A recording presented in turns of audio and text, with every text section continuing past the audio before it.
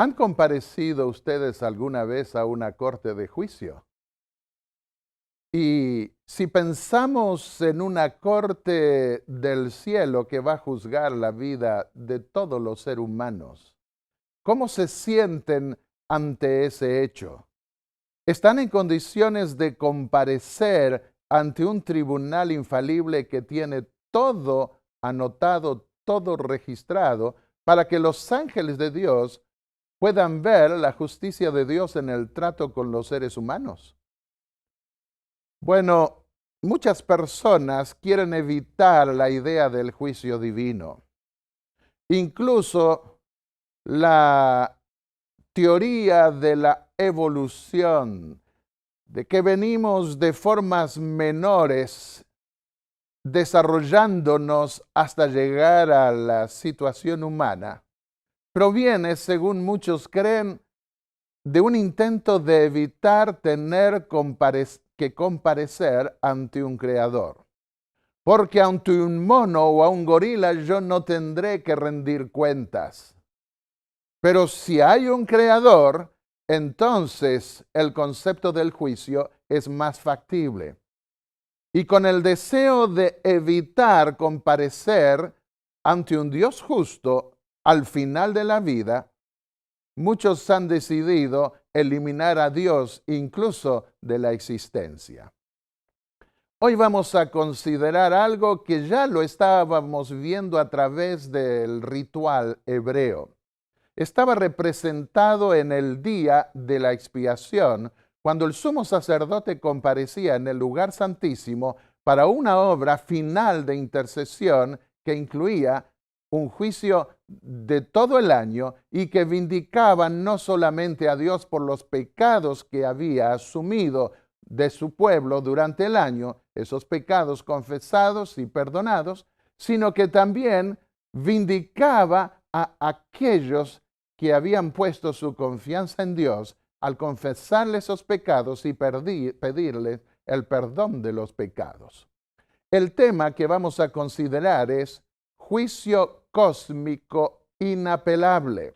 En el libro Hechos de los Apóstoles, en el capítulo 17 y el versículo 31, dijo el apóstol Pablo: Dios ha establecido un día en el cual juzgará al mundo con justicia por medio de aquel hombre, Jesús, que Él ha designado, dando a todos una garantía al resucitarlo de entre los muertos. Esto lo dijo hablando a los filósofos de Atenas. Pasemos ahora al antiguo Israel. La idea de un juicio estaba también clara en los mensajes que los profetas daban.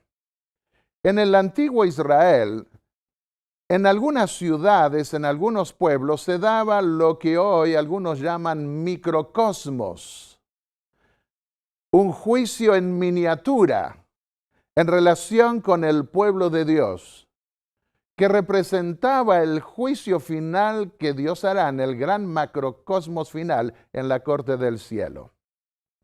En Oseas, el capítulo 7, versículos 1 al 2, dijo el profeta: mientras que curaba yo a Israel, hablando de parte de Dios, se descubrió la iniquidad de Efraín y las maldades de Samaria. Oseas fue el último profeta a quien Dios llamó a dar un llamado para el pueblo apóstata de Israel antes de la ejecución del juicio. Y entonces dice allí que se descubrió la iniquidad. Hay un juicio investigador y se descubre la iniquidad de Efraín y las maldades de Samaria. Y no consideran en su corazón que tengo en memoria toda su maldad. Ahora les rodearán sus obras. Delante de mí están. Están escritas esas maldades delante de Dios. La Biblia nos habla, como veremos hoy, que hay libros escritos, no tanto para informar a Dios, porque Dios tiene buena memoria, es el creador, nada se escapa ante su mirada, sino también para que los ángeles de Dios puedan ver la justicia de Dios en su trato con este mundo.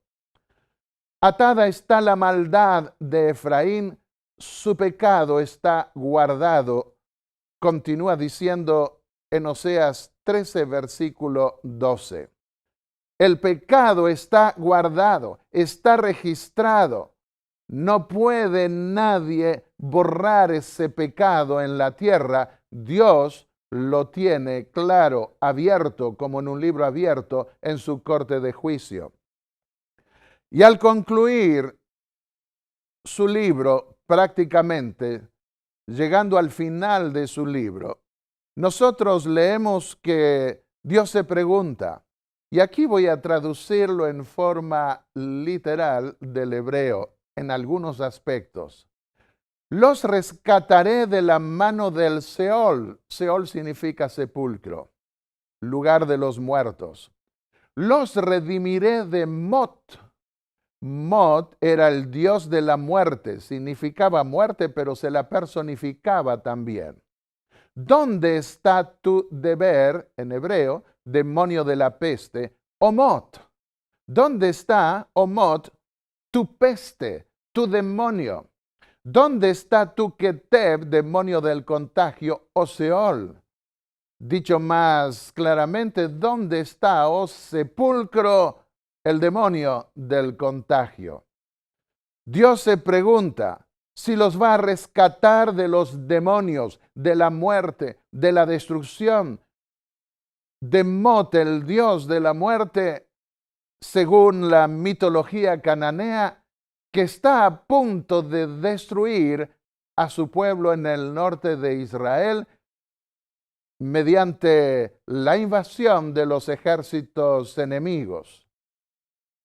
Los asirios desollaban a los vencidos delante de sus familias en sus mismas casas. Eran crueles. La muerte estaba pendiente como de un hilo por caer sobre esa nación rebelde. Solo Dios podía librarlos de semejante crueldad. En esta lámina se ve a una mamá con los niñitos viendo cómo le quitan la piel al marido y padre de esos niños del norte de Israel. Y Dios se pregunta, ¿los voy a redimir?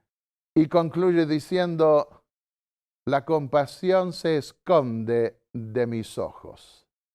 La compasión se esconde de mis ojos. Dios es compasivo, amante, amable. Pero todo tiene su límite. Y cuando los hombres persisten en la maldad y resisten al llamado de su espíritu que habla a la conciencia y al corazón, llega el momento en que esa compasión se retira y la obra de los demonios, la obra del príncipe malvado de este mundo, tiene libertad para manifestarse. Y vinieron los asirios y destruyeron las ciudades de Israel. En Isaías el capítulo 6, versículos 1 al 4, dice el profeta tuvo una visión del juicio de Dios en el año en que murió el rey Usías. En ese año, dice el profeta, vi al Señor sentado sobre un trono alto y sublime, y la orla de su manto llenaba el templo. ¿Por qué Dios le dio esa visión al profeta en el año en que murió el rey Usías? El rey Usías había sido fiel durante casi sus 50 años de reinado, pero al final se ensoberbeció. Y nos cuenta la historia que además de ser rey, quiso entrar con incienso para ir directamente a la presencia de Dios en el lugar santísimo del templo, dentro del lugar santo.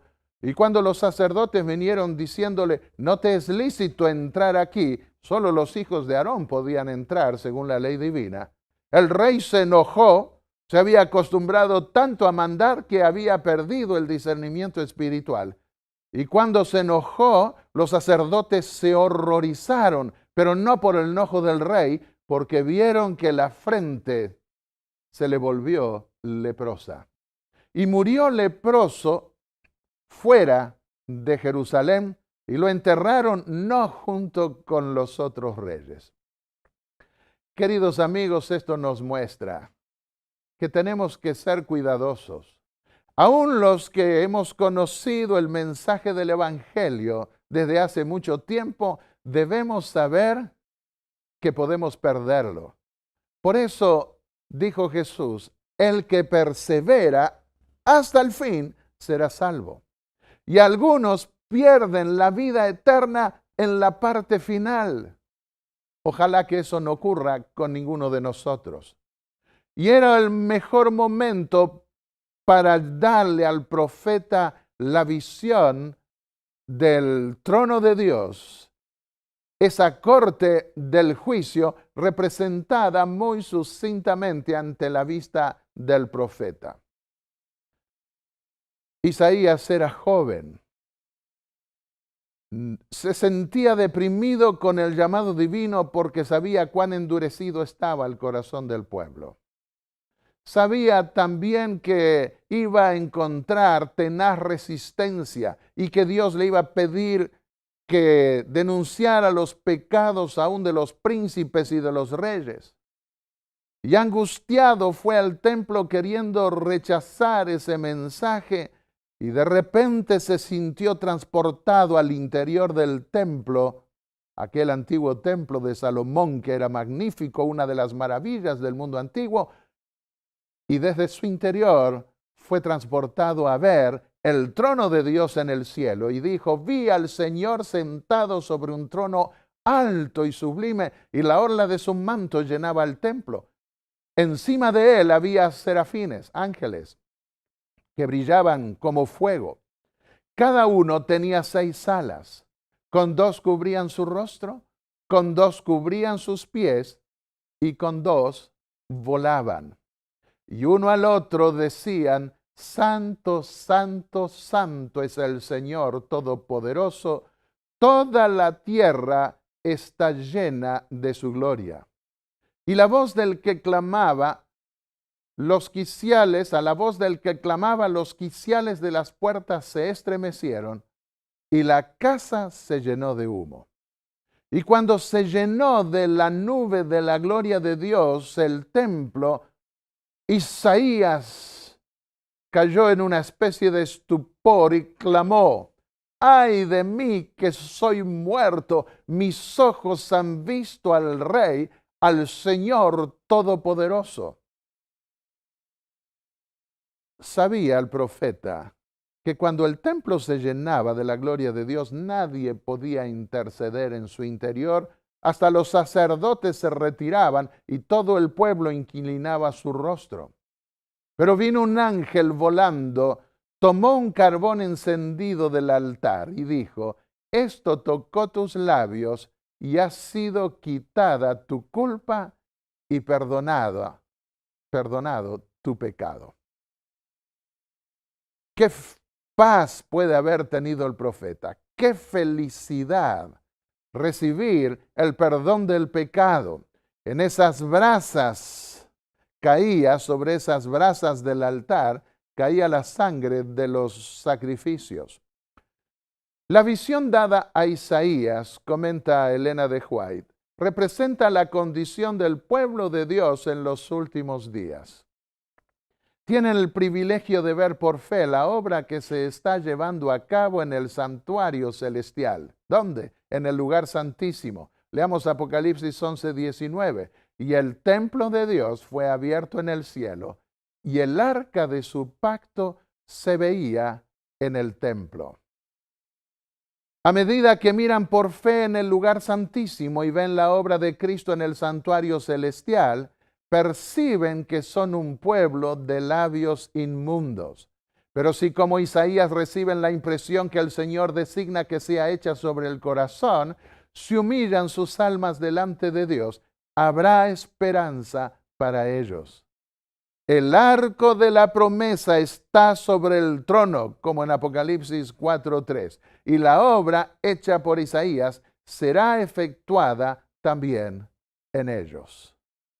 Hoy nosotros podemos comparecer por fe en el lugar santísimo y recibir también de Cristo la intercesión y el perdón de los pecados. Otra declaración del espíritu de profecía. Estas cosas dice el que tiene la llave de David. He puesto una puerta abierta delante de ti que nadie puede cerrar. Apocalipsis 3, versículos 7 al 8. Y entonces comenta Elena de White, Jesús toma a los hombres al mismo umbral de los cielos y abre delante de ellos el santuario, inundado con la gloria del Señor de las huestes, sentado sobre un trono alto y elevado, y la orla de su gloria llenaba el templo. Veamos ahora al profeta Ezequiel. El profeta Ezequiel ve venir al Señor de su templo celestial.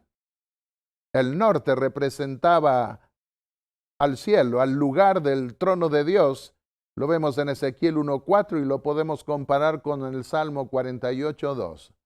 Y viene de su templo celestial a su templo terrenal para sentarse en juicio sobre su pueblo en Jerusalén, porque ha llegado el momento final de ese microcosmos del antiguo pueblo de Israel. Microcosmos porque es un juicio reducido, ilustrativo de lo que será el juicio final para toda la humanidad. Y al final, después de pasar en juicio por un tiempo en ese templo, la gloria de Dios va a retirarse. Dice Ezequiel 9:2, y he aquí que 6 varones venían del camino de la puerta de arriba que mira hacia el norte, y cada uno traía en su mano un instrumento para destruir. Y entre ellos había un varón vestido de lino, el cual traía a su cintura un tintero de escribano, y entrados se pararon junto al altar de bronce, al altar de sacrificios, al altar de los holocaustos. Y la gloria del Dios de Israel se elevó de encima del querubín sobre el cual había estado al umbral de la casa, y llamó el Eterno al varón vestido de lino, y le dijo, pasa por en medio de la ciudad, por en medio de Jerusalén, y ponles una señal en la frente a los hombres que gimen y que claman a causa de todas las abominaciones que se hacen en medio de ella. Ezequiel 9, versículos 3 y 4. Vienen los ángeles destructores, como los ángeles que derraman las 7 plagas finales. Acá hay 7 ángeles. 6 vienen para destruir, 1 para poner un sello de protección a aquellos que serán protegidos, guardados de la destrucción. Es un cuadro que proyecta al Apocalipsis de Juan, porque en el tiempo final también aquellos que serán guardados de las plagas finales tendrán el sello de Dios en sus frentes, que los protegerán. Señal de pertenencia al Creador y al Redentor. Llama la atención que este ángel que pone el sello está vestido de lino. Cuando vamos al hebreo, la palabra hebrea es bad, es lino simple. Los sacerdotes usaban durante el año shesh, vestidos de lino fino. Pero en el día de la expiación, el sumo sacerdote se colocaba ropas de lino rústico o común o simple para quitar las impurezas del santuario, bad en hebreo. Y esa es la ropa, como en el día de la expiación, que usa el profeta Ezequiel. Y a los otros dijo oyéndolo yo, pasad por la ciudad en pos de él y matad, no perdone vuestro ojo, ni tengáis misericordia. Lo vemos en Ezequiel, el capítulo 9. Miré en la expansión y vi sobre la cabeza de los querubines como una piedra de zafiro, El zafiro es color azul, semejante a un trono. Ezequiel 1, versículos 12 al 13. Las ruedas parecían brasas encendidas. Un fuego se movía entre ellos. Ese fuego resplandecía y emitía relámpagos. Andaban hacia donde el Espíritu los movía y no se volvían. Y habló al varón vestido de lino en la visión final y le dijo: entra en medio de las ruedas debajo de los querubines y llena tus manos de carbones encendidos de entre los querubines y espárcelos por la ciudad. Y entró a vista mía, y los querubines estaban a la mano derecha de la casa cuando este varón entró, y la nube llenaba el atrio de adentro. Entonces la gloria del Eterno se elevó de encima del querubín al umbral de la puerta, y la casa fue llena de la nube, y el atrio se llenó del resplandor de la gloria del Eterno. Y el estruendo de las alas de los querubines se oía hasta el atrio de afuera, como la voz del Dios omnipotente cuando habla. Acá nosotros podemos ver que la gloria de Dios ahora se retira de ese templo, y al dejar la casa vacía, ese templo va a ser destruido por los babilonios. Y esa gloria de Dios se retiró, dejando la mortandad, porque había llegado el momento del juicio. Pero solo unos pocos serían salvos, los que tendrían un sello, una marca en la frente. Allí aparece, bajo la palabra sello, o bajo esa señal, aparece la última letra del alfabeto hebreo, la letra Tau. Lo que muestra que el juicio llegó a su fin. Se llegó al final de ese juicio cósmico, pero en el microcosmos del pueblo de Israel. Después, dice Ezequiel 11, 22 y 23, los querubines desplegaron sus alas y las ruedas fueron con ellos, con la gloria del Dios de Israel que estaba sobre ellos. Y la gloria del Señor se fue de la ciudad y se paró sobre el monte que está al oriente de la ciudad. Se paró sobre ese monte y estuvo por un tiempo como si le costase abandonar esa ciudad donde había estado casi 4 siglos. A Dios le cuesta abandonar su templo. Nosotros, dice la Biblia, somos templo del Espíritu Santo y debemos saber que Dios quiere morar en medio de nosotros. Pero llega un momento, a fuerza de resistir la obra de su Espíritu, que Dios debe irse. En Ezequiel 33, 11, el profeta reflexiona junto con Dios. Y Dios le da los principios del juicio divino.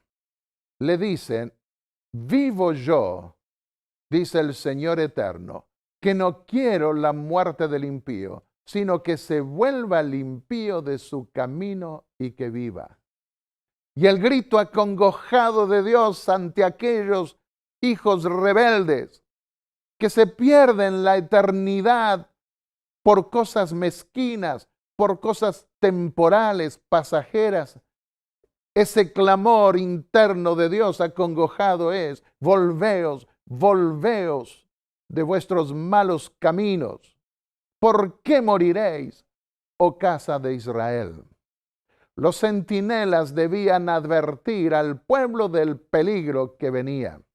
¿Cuáles son los principios que se tendrán en cuenta en el juicio final? Ezequiel 33, 12 dice: tú, hijo de hombre, di a los hijos de tu pueblo: la justicia del justo no lo librará el día que se rebelare, y la piedad del impío no le será estorbo el día que se volviere de su impiedad. Y el justo no podrá vivir por su justicia el día que pecare. Cuando yo dijere al justo: de cierto vivirás, Ezequiel 33, 13, y él, confiado en su justicia, hiciere iniquidad, todas sus justicias no serán recordadas, sino que morirá por su iniquidad. que hizo. Dios perdona, pero si después de recibir el perdón de Dios, las personas vuelven a su estado anterior de rebelión, ninguna de esas justicias que Dios le impartió por misericordia tendrán valor, caerán sobre él. En Ezequiel 34:16 vuelve a insistir sobre este principio divino que tendrá en cuenta en el juicio. Y cuando yo dijere al impío, de cierto morirás, si él se convirtiere de su pecado e hiciere según el derecho y la justicia, si el impío restituyere la prenda, devolviere lo que hubiere robado y caminare en los estatutos de la vida, no haciendo iniquidad, vivirá ciertamente y no morirá. No se le recordará ninguno de sus pecados que había cometido, hizo según el derecho y la justicia, vivirá ciertamente. Cuentas nuevas, borrón al pasado, es lo que Dios promete en su juicio. Por eso dice la Biblia que en el juicio final Dios borrará los pecados de aquellos que los confesaron confiando en la intercesión del Hijo de Dios y en virtud de su sacrificio, y no se los tendrán en cuenta. En el capítulo 34 vuelve el profeta a hablar del juicio final, en palabras que retomará Jesús en el Evangelio de Mateo en especial. Ezequiel 34, versículos 17, 20 y 22 dicen: yo juzgo entre oveja y oveja. Dios juzga ahora a su pueblo. Entre carneros y machos cabríos, usa las figuras de estos animales domésticos. Yo juzgaré entre la oveja engordada y la oveja flaca. Yo salvaré a mis ovejas y nunca más serán para rapiña, y juzgaré entre oveja y oveja. Levantaré sobre ellas a un pastor, versículos 23 al 25, y él las apacentará. A mi siervo David. David ya había muerto, pero iba a haber un segundo David. Como también hay un segundo Adán, es Cristo Jesús. Es aquel que viene a cumplir en forma perfecta lo que estas figuras humanas representaron deficientemente. Y dice, él las apacentará y les será por pastor. Yo, el Eterno, les seré por Dios, y mi siervo David, príncipe en medio de ellos. Mi siervo David, el Mesías prometido, el Cristo en griego prometido. Y estableceré con ellos pacto de paz, y quitaré de la tierra las fieras. Yo mismo, dice el versículo 12, iré a buscar mis ovejas y las libraré de todos los lugares en que fueron esparcidas el día del nublado y de la oscuridad. Y vamos al Nuevo Testamento y vemos que Jesús promete venir él mismo en las nubes de los cielos, junto con sus ángeles, para rescatar sus ovejas. Mateo 25, versículos 31 y siguientes, dice: cuando el Hijo del Hombre venga en su gloria y todos los santos ángeles con él, entonces se sentará en su trono de gloria y serán reunidas delante de él todas las naciones. Y apartará los unos de los otros, como aparta el pastor las ovejas de los cabritos, y pondrá las ovejas a su derecha y los cabritos a su izquierda. Así se dará esa separación final cuando venga ya el Señor con la sentencia del tribunal para cada uno. En Mateo 25, 41 sigue ilustrando el Señor esto en las siguientes palabras. Entonces el rey dirá a los de su derecha: venid, benditos de mi Padre, heredad del reino preparado para vosotros desde la fundación del mundo. Entonces dirá también a los de la izquierda: Apartaos de mí, malditos, al fuego eterno, preparado para el diablo y sus ángeles. E irán estos al castigo eterno y los justos a la vida eterna. Volvamos al antiguo Israel. Mientras el juicio celestial se lleva a cabo sobre el pueblo de Dios que está cautivo en Babilonia, 70 años estuvieron cautivos en Babilonia. Pero hay un juicio para el pueblo que está en medio de Babilonia y que va a decidir quiénes van a volver a la tierra prometida. Y mientras ese juicio celestial se lleva a cabo, el pueblo de Israel debe estudiar el Evangelio del Santuario y prepararse para el día de la liberación. Deben soñar con el retorno a la patria prometida. No debían ellos quedar con la idea que allí terminarían como en un valle de huesos secos, siendo destruidos como un cementerio al aire libre, habiendo perdido su identidad para siempre. No, Dios les prometía que irían a volver. Dice Ezequiel 43:10, tú, hijo de hombre, muestra a la casa de Israel esta casa, y avergüéncense de sus pecados y midan el diseño de ella. Debían buscar comprender los principios del juicio de Dios, repasando la historia de esa comunión del pueblo con Dios y lo que estaba representado en los rituales del templo divino.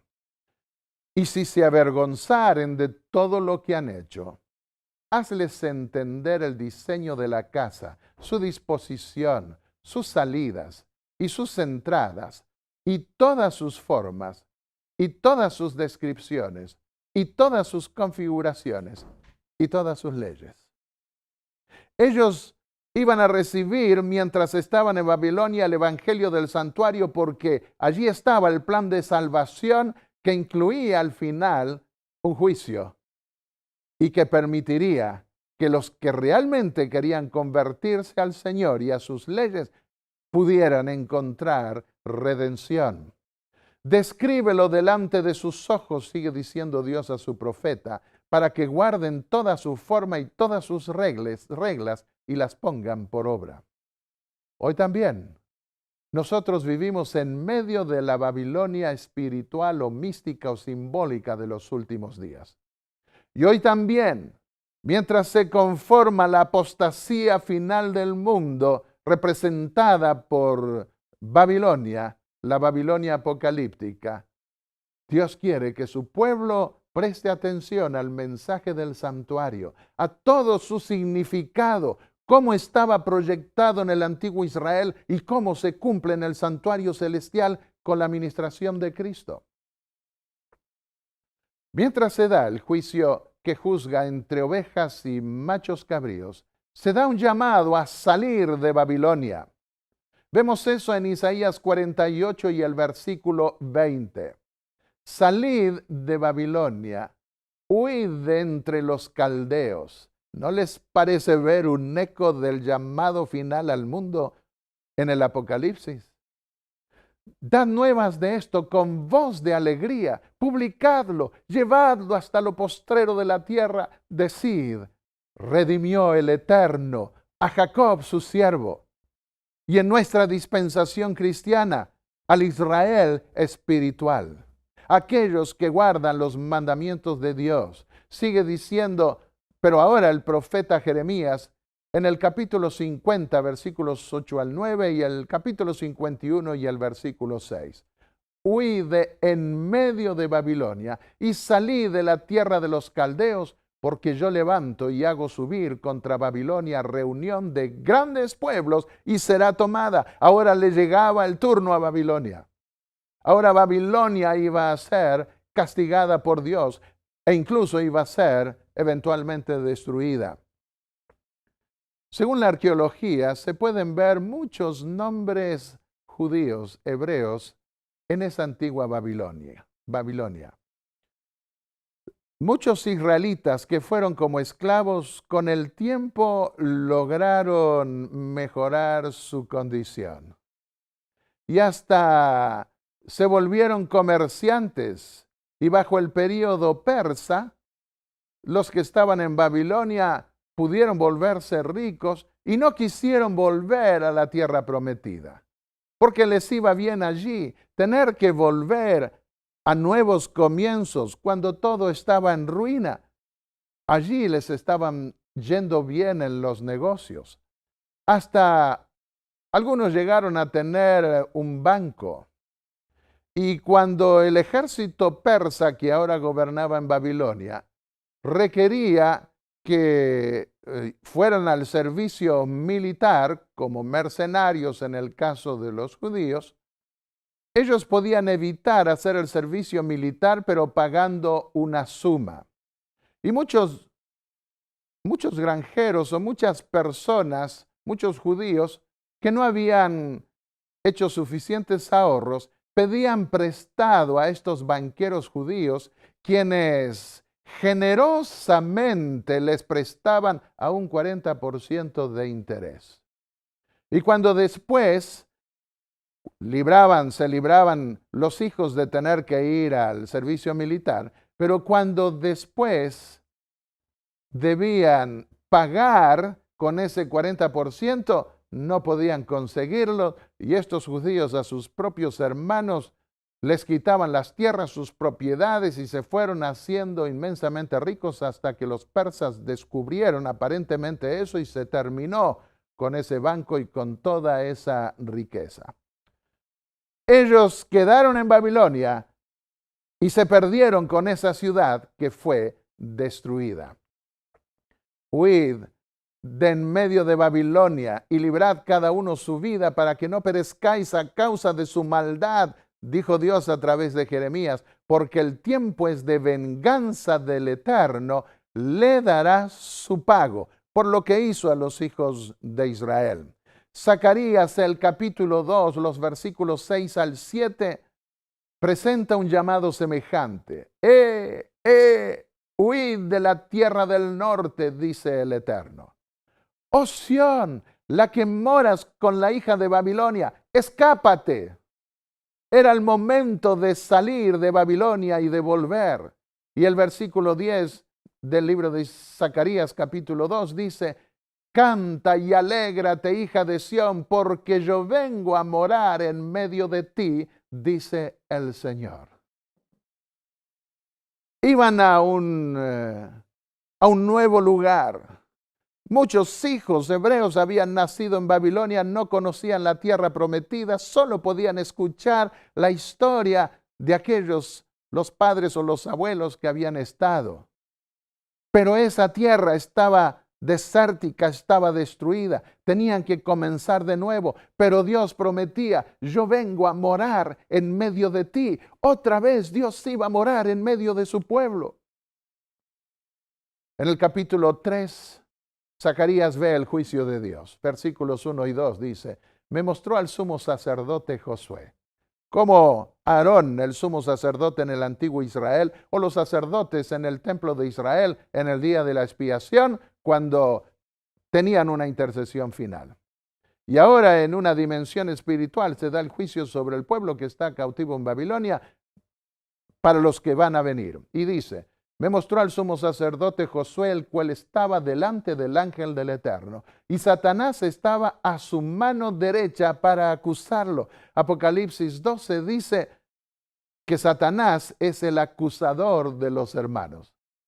Nos lleva a cometer pecados y después nos acusa delante de Dios, pretendiendo que no nos puede perdonar a nosotros y condenarlo a Él. Pero es que Él es el originador del pecado y el que nos incitó al pecado, y hay una diferencia. Y Cristo vino a morir no por Satanás porque su tiempo de oportunidad pasó, sino vino a morir por nosotros que fuimos engañados. A Satanás nadie lo engañó, Lucifer, nadie lo engañó. Pecó en la misma presencia de Dios, pero Dios tuvo misericordia de nosotros porque fuimos engañados y decidió darnos una segunda oportunidad. Y entonces dijo el Eterno a Satanás: el Eterno te reprenda, oh Satanás. Es interesante que el Eterno dice, el Eterno te reprenda.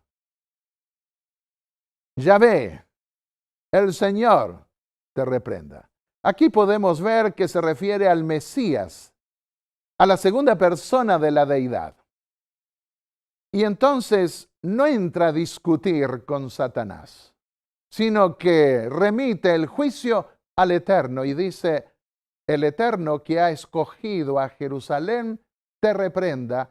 ¿No es este un tizón arrebatado del incendio? Arrebatado del incendio que va a caer sobre Babilonia. Dios arrebata un puñado que está dispuesto por fe a venir a Jerusalén a reconstruir la ciudad y a reconstruir el templo de Dios para que la gloria de Dios descienda. Y Josué estaba ante el ángel vestido de ropa sucia. El ángel mandó a los que estaban ante él: quitadle esa ropa sucia. Entonces dijo a Josué: mira que he quitado tu pecado de ti y te vestí de ropa de gala, mahalasot, ropa de fiesta, ropa espléndida. Esto equivale al cambio de ropas del sumo sacerdote cuando terminaba de purificar el templo. Nos dice Levítico 16 que dejaba las ropas interiores del lino rústico simple, las dejaba al salir, se ponía sus ropas superiores y traía la bendición a su pueblo. Después dijo el Señor: pongan mitra limpia, Zacarías 3, versículos 2 al 7. Pongan mitra limpia sobre su cabeza. Y pusieron una mitra limpia sobre su cabeza y lo vistieron de ropa limpia, mientras el ángel del Eterno estaba presente. Así que ahora Josué, representando al sumo sacerdote de los bienes venideros, recibe un cambio de ropas, porque va a dejar el pecado del pueblo, que es purificado, que es vindicado en esa corte final. Y Dios se compadece así de su pueblo.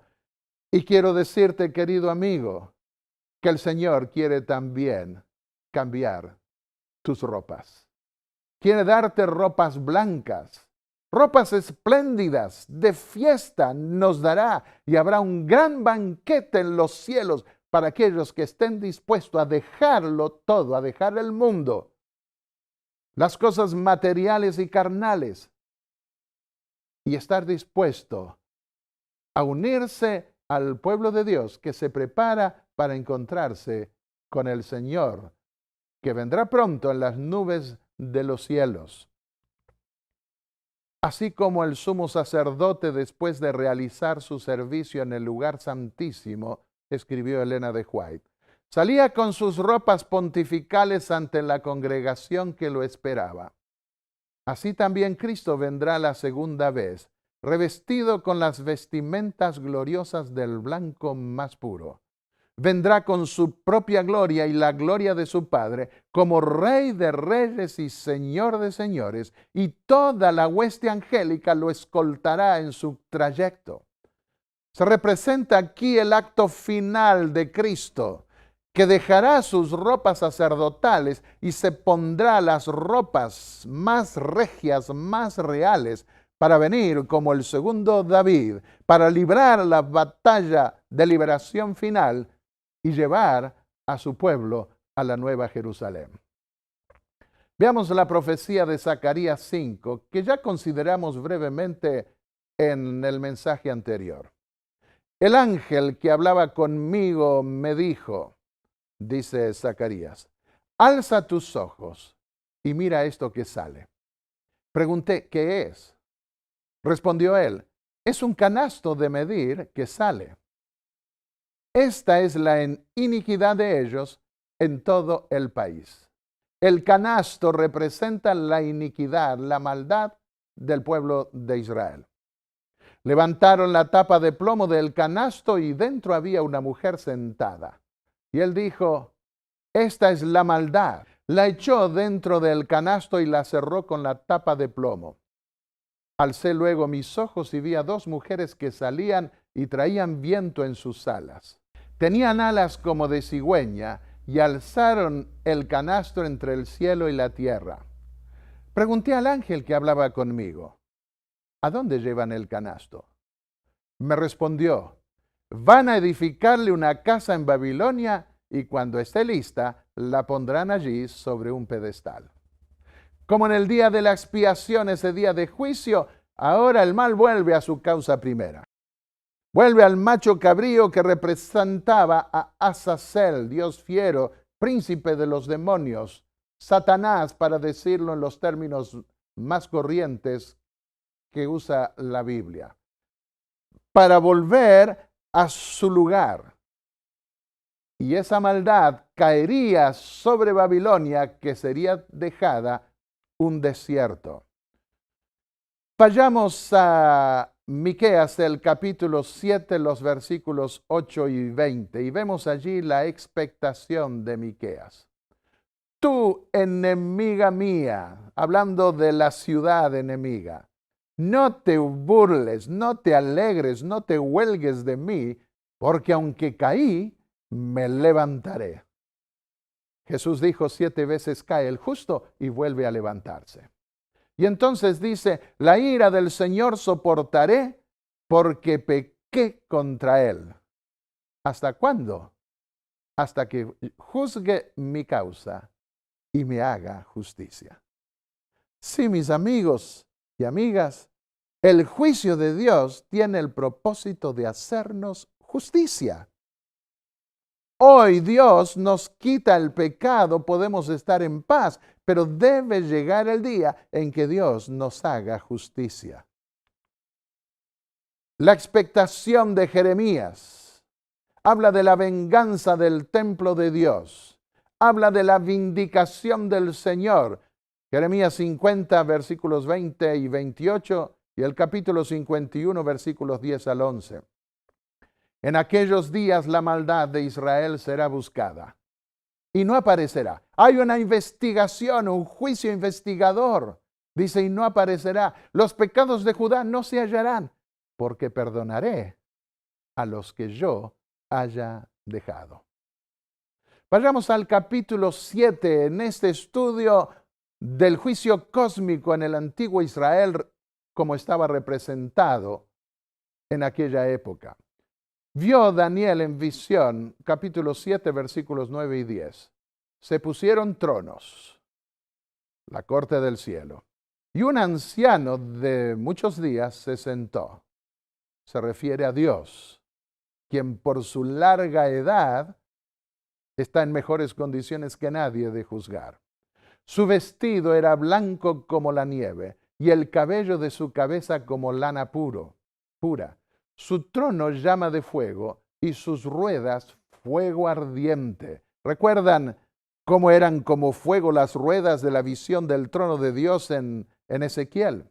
Ahora dice, sus ruedas fuego ardiente. Un río de fuego salía delante de él.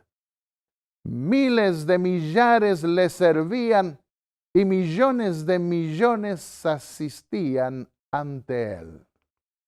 El tribunal se sentó en juicio y los libros fueron abiertos. Sí, hay un juicio.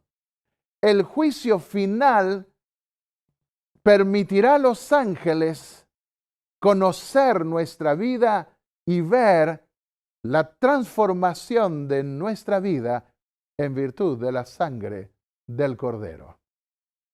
Y permitirá a los ángeles reconocernos a nosotros cuando vayamos al tribunal del cielo. Ellos no se sentirán extrañados como diciendo quiénes son estos, porque tienen todo el legajo, lo consideraron y vieron cómo por la fe pudimos triunfar. Hay un libro de la vida, Daniel 12:1, Apocalipsis 3:5 lo muestra. Un libro de buenas obras, Nehemías 13:14, Malaquías 3:16, Salmos 56:8. Hay un libro de pecados, Salmos 109:14, Isaías 65:6-7 y Apocalipsis 20:12. Lo menciono para ver que dice los libros fueron abiertos, y si queremos saber cuáles libros son los que en otros lugares de la Biblia se menciona. En Lucas el capítulo 10 y el versículo 20, Jesús dijo a sus discípulos: alegraos de que vuestro nombre está escrito en el cielo. Ellos habían quitado demonios y le dijeron contentos al Señor: hasta los demonios se nos sujetan en tu nombre. Y Jesús les dijo: alégrense más bien de que sus nombres estén escritos en el libro de la vida. Muchos que pretenderán haber quitado demonios y hacer muchos milagros, Jesús les dirá: nunca os conocí, apartaos de mí, obradores de maldad. De manera que lo que más cuenta es que nuestros nombres estén escritos en el libro de la vida, y eso es posible cuando aceptamos por fe a Cristo y nos bautizamos en su nombre. Vi que en las nubes del cielo venía como un hijo de hombre, dijo Daniel al considerar la visión del juicio. Llegó hasta el anciano de días y fue llevado ante él. Un hijo del hombre. El hijo del hombre es Jesús. Y le fue dado dominio y gloria y reino, dice el capítulo 7 y el versículo 14. Esta visión la vio más amplia todavía el apóstol Juan en los capítulos 4 y 5 del Apocalipsis. En una serie diferente a esta, nosotros estudiaremos más en detalle esta visión. Pero quedémonos con Daniel hoy, Daniel 7:14. Todos los pueblos, naciones y lenguas le sirvieron, su dominio es eterno, que nunca pasará, y su reino nunca será destruido. ¿Cómo anhelamos que llegue ese día? Aquí pasan gobiernos tras gobiernos, se ponen contentos algunos cuando ganan las elecciones tal o cual gobernante, pero después se cansan de él y quieren otro más. Pero el reino del Señor será un reino eterno y lo amaremos por siempre, porque es el mismo ayer, hoy y por los siglos. Es el mismo que dio su vida por nosotros. ¿Cómo no estaremos felices con Él por toda la eternidad? Querido amigo, que escuchaste este mensaje, quiero extenderte la invitación. Ven, una corona te espera. Así como el Hijo de Dios será coronado rey de esa ciudad de oro que está en el cielo para ser nuestro rey para siempre, así también pondrá una corona sobre cada uno de nosotros. En nuestro caso, el triunfo será un triunfo en virtud de la obra del Hijo de Dios. Y seremos súbditos de ese reino, seremos ciudadanos de ese reino. A ti, querido amigo y amiga que me escuchas, te espera una corona. ¿La aceptarás? Por supuesto que sí. Te invito a que inclines el rostro para orar junto conmigo. Padre y Dios Santo que estás en los cielos, esperamos esa corona de la vida eterna que tú darás a cada uno de tus hijos. No la obtendremos por méritos propios, sino por los méritos de Jesús que se nos imparten. Gracias por la intercesión de nuestro Salvador y Redentor, Cristo Jesús. En su nombre te pedimos el perdón de nuestros pecados, el derramamiento de tu Espíritu Santo para que podamos ser templos tuyos en donde tu gloria pueda reposar. Danos la victoria, confiamos en ti, que nos darás fuerzas para perseverar hasta el fin y triunfar. En el nombre de Jesús. Amén.